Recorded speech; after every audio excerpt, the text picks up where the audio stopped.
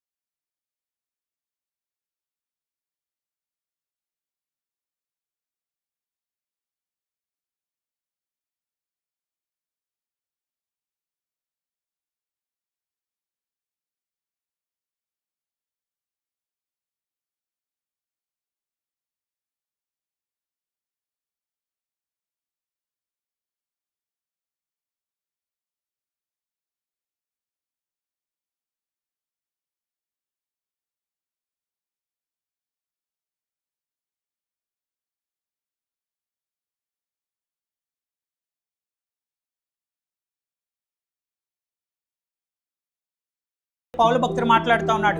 ఆ యొక్క పరిశుద్ధముగా ఉంచుకోవాలి, అలాగే పరిశుద్ధాత్మక ఆలయమైనదని మనం గ్రహించాలి.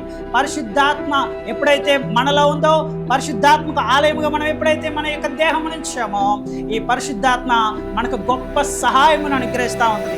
బైబిల్ అందులో మనం చూసినట్లయితే పౌలు శీలలు ఇద్దరు కూడా అక్కడ ఆరాధన చేస్తున్నప్పుడు, ప్రార్థన చేస్తున్నప్పుడు ఆ పరిశుద్ధాత్మతో ఆ ప్రాంగణం అంతా కూడా నింపబడి ఆ యొక్క గోడలన్నీ కూడా ఏమైపోయాయో మనందరికీ కూడా బాగా తెలుసు.